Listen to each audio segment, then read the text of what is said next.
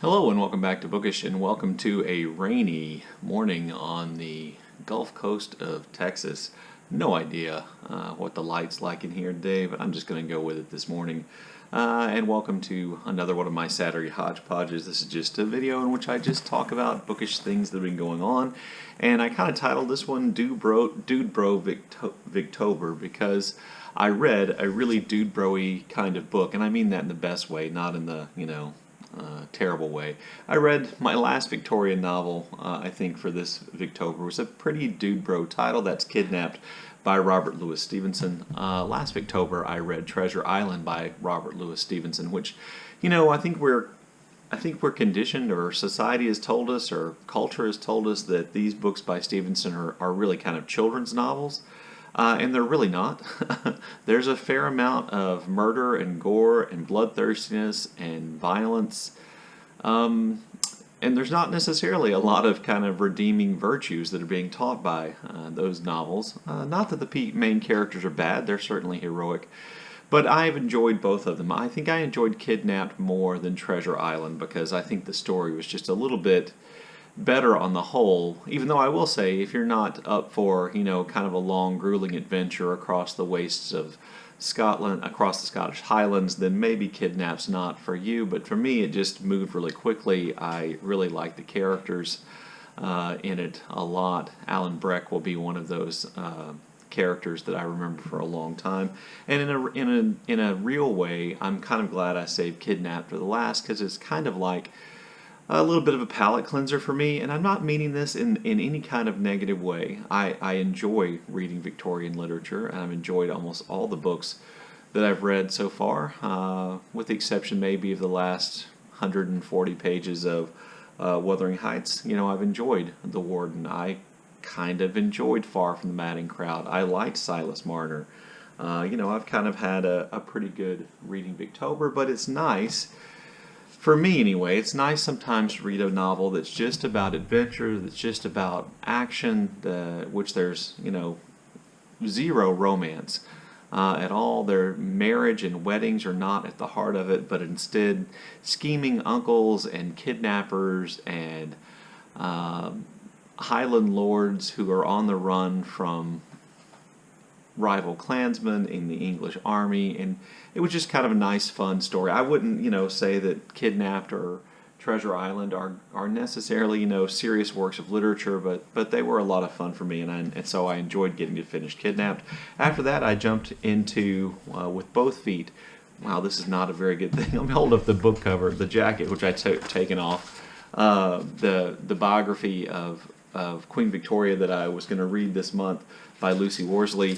I'm about 100 pages into that, about 240 pages left to go. I imagine I'll finish it before Victober is over, and I'm enjoying that a lot too. I last month, and I still have it here, for Shake 2, I began reading a biography of Elizabeth I, which is incredibly dense with really tiny print and about a 550-page book, and I haven't finished that, but I'm going to finish it next month. But I think, unlike maybe Sean the Book Maniac, I like my British queens from a long time ago. I'm enjoying learning about Elizabeth I. Really enjoying learning about Queen Victoria. I don't know if it's possible or if there's something unseemly about what I'm about to say, but I've kind of developed a little crush on Queen Victoria from reading about her youth. And this book has some really lovely pictures of Queen Victoria, full color prints of Queen Victoria in it. So I wanted to show you a couple. This is a painting of Queen Victoria. Sorry, you probably can't hear me. This is a painting of Queen Victoria that was done by an American artist who the author suggests might have had a little crush on her and painted her in a really kind of idealized way. And then scandalously, my goodness, scandalously, there's also this portrait of Queen Victoria, which he had done secretly for her husband Albert, showing her in a style which he liked to see her, with her hair down and, according to the caption, with her mouth partially open. And I just thought, my goodness, how saucy was Queen Victoria to have this kind of secret painting done for herself. Reminded me of kind of a trend, I guess, that went on for a little while, where women and sometimes men would have kind of sexy pictures of themselves taken by professional photographers for their husbands, for their lovers, for their partners, for their wives. And it just kind of reminded me of that, and I thought, you know, Queen Victoria, quite the saucy minx.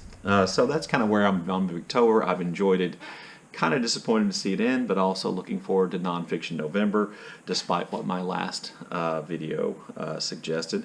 Also, I'm a subscriber to Juan at Bookish Islanders channel, and I don't know if you know this or not, but Juan, if you're not a subscriber, you should go subscribe.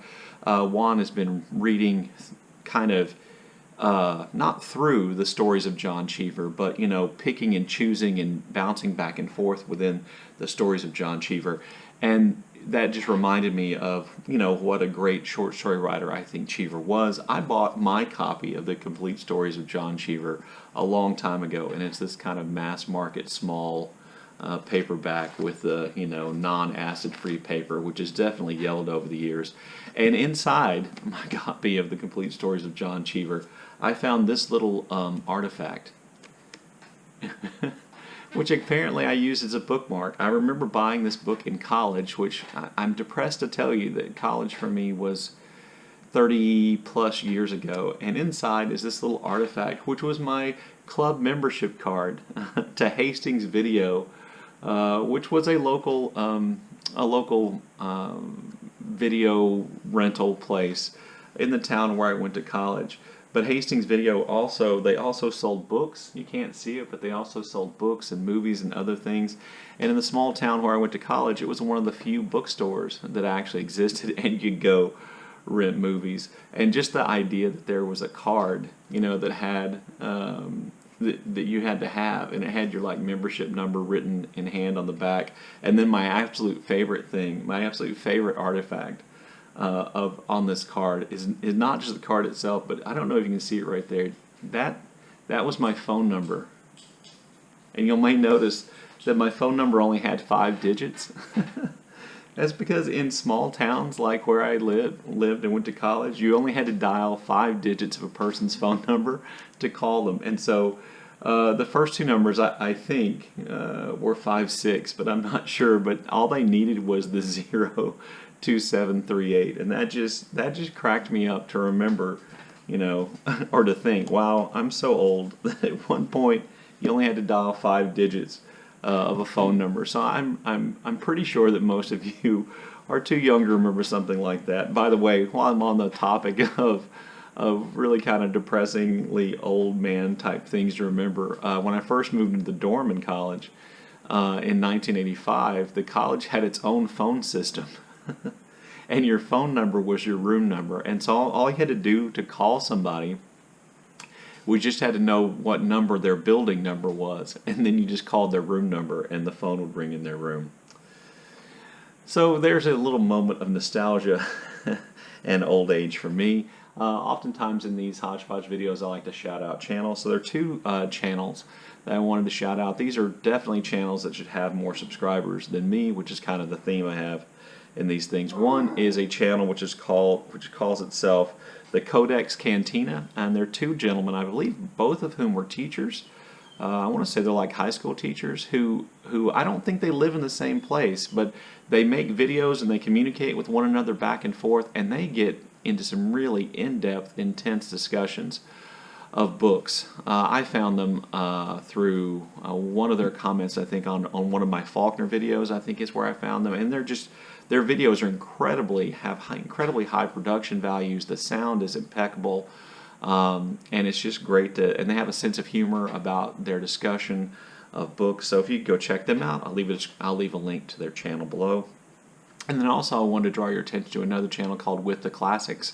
I don't remember the young lady who runs that channel, but her channel contains some excellent discussions of classic works of literature, and I think the video I watched most recently for her was where she was trying to fulfill the Victober challenge of reading by candlelight. And she had a kind of an interesting discussion about all the different ways in which the candlelight worked when she was reading. Anyway, go check out those 2 channels. Again, the link is in the description box below. And the last thing I wanted to mention to you is just a thought I had while reading. It was while I was reading Wuthering Heights, this occurred to me, and it's something that's occurred to me several times, just about my own reading habits. You know, Lukash had a video about, reading more than one book at once, and, why that was problematic for him. And I started thinking about my own reading habits, which also I think are in the bad Booktuber habits tag somewhere. But one of my reading habits is really just a habit of mind that I have. And it's almost like when I'm essentially it's like this. When I'm reading, I almost feel like I'm on a journey, and I realize that's goofy and kind of trite sounding, but it's almost like I'm on a journey, and for the first half of the book I'm going uphill, and the second half of the book I'm going downhill. So as a confession, I am a perennial page counter. I was constantly counting how many pages I have left in my books. Excuse me, Ike and Zelda are having a fight in the other room. I'm just going to go on with this. And I have a tendency to pick up a lot of speed in my reading as soon as I get past the halfway mark. I always know what the halfway mark page of my book is, and as soon as I pass that, my reading speed and intensity picks up, and I usually finish books in a lot shorter time. I finish the last half of a book in a lot shorter time than the first half of the book. Anyway, I was just thinking about that and wondering if anybody else is like that. Again, sorry for the barking. Thanks for watching. I look forward to your comments in the comment section below.